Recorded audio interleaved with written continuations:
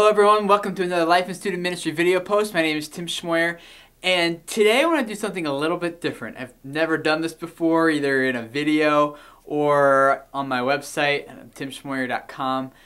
But today I want to address senior pastors. I've always addressed youth pastors and youth workers, both volunteer and paid, but today I want to talk to senior pastors. So I don't even know if any senior pastors will even see this in the first place, but I want to do it because I talk with so many youth workers all over the country, and there's a couple key things that kind of keep coming up in those discussions that I'm seeing at ministryquestions.com, and also my own email inbox and at comments on my site. So I'll just talk about a couple things. Before we do that, real quick though, I just want to say that there is no live YM talk this Friday because I'm going to be at the National Youth Ministry Conference in Columbus, Ohio, and so I will not be around to do the talk, but we're looking forward to getting started again the week after with a great discussion, and we have a great line of people joining us: Greg Steer, Josh Griffin, a lot of good conversations coming up. So keep your eye at timschmoyer.com. Click on the live YM talk link you see at the top of the site, and that'll take you straight to all the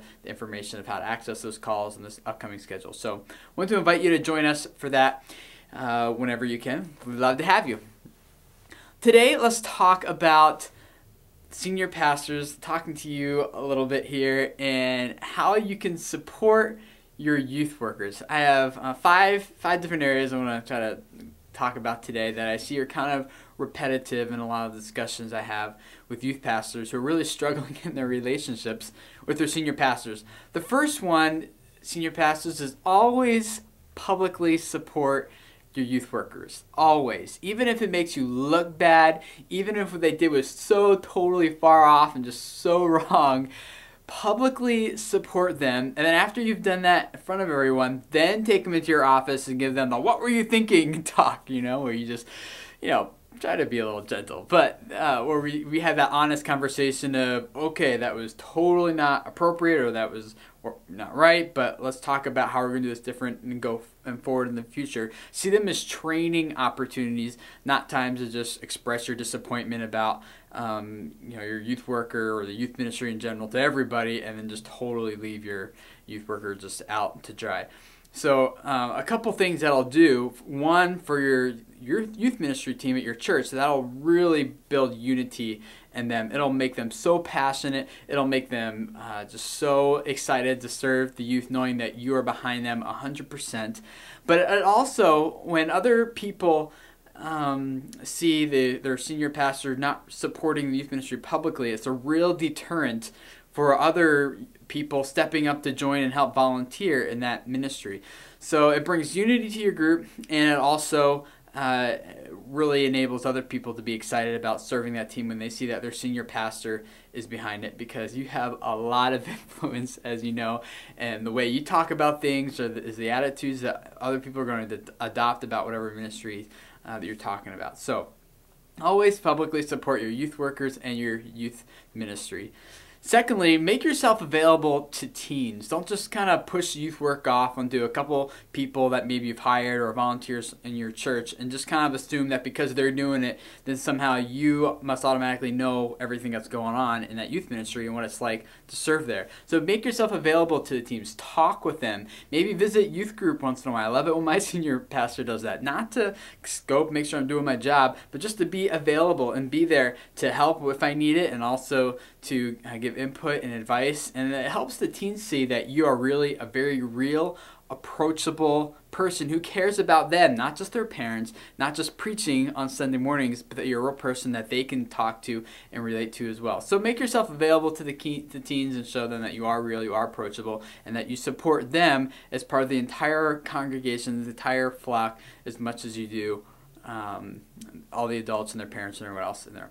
Also want to encourage you senior pastors to maybe change your mind a little bit about the type of people who you're kind of looking for as youth workers in your ministry. The typical mindset is you're probably aware as the young, cool, hip, married couples or college kids or something who are up to date with youth culture and really know all that kind of stuff. I personally have found that I often have the most amount of problems with that demographic of people who serve with my teens. Either they're still immature themselves, or they give really poor advice about life situations, or maybe they're still trying to figure out a lot of this adolescent stuff themselves.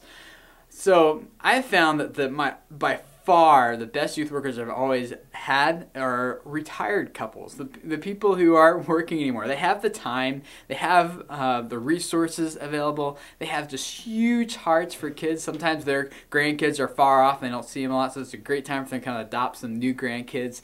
And we want to think that maybe the kids need someone who's gonna relate to them, but man, older people can so relate. In fact, they've been there. They have the life experience to share stories from their own life. Kids don't care about adults who are hip and cool and know all the latest bands and movies or stuff as much as they care about knowing that here's somebody who really cares for me, who loves me sincerely, and someone I can really trust. That's what kids really want. That's what they really are looking for more than anything else. And the senior citizens or retired couples and people in your church can do that just amazingly. So consider them as you're looking for youth workers. Also, I want you to think about maybe how you direct youth workers.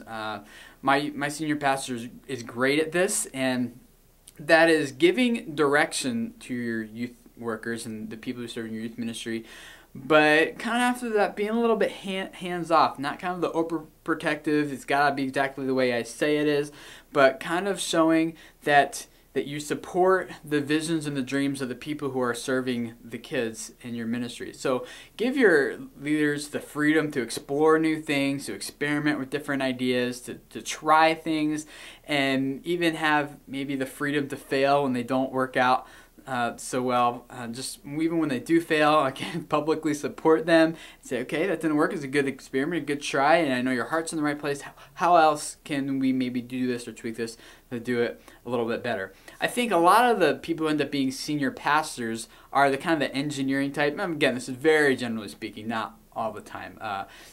And there's people at total opposite ends all the time, of course. But generally speaking, a lot of the senior pastors are people who are like real engineering type, real linear thinkers, bullet point type people, and youth workers often aren't that way. The senior pastors like to manage things, and because in the business world, you'd be a CEO of a company, of an organization, so you like to manage things.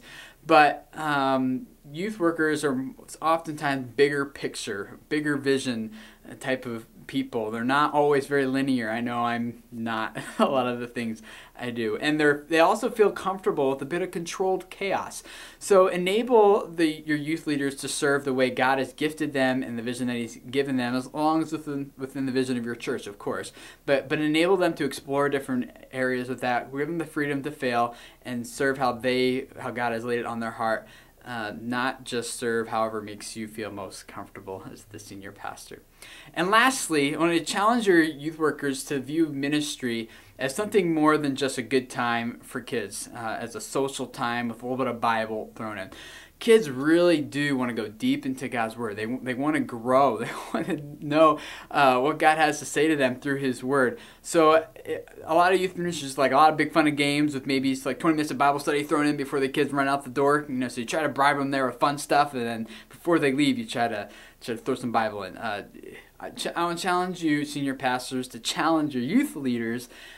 Give them that bigger vision for that youth ministry is totally about God's Word and going deep into God's Word, and then also help your youth workers to see that a lot of teens don't really want to be preached at, and maybe it's something you consider too. They don't want to just hear someone tell them stuff. They want to interact. They want to talk about it. They want to be engaged in a conversation. They want to give their life experience into what's being discussed. So I hope that helps a little bit as you senior pastors and youth pastors talk.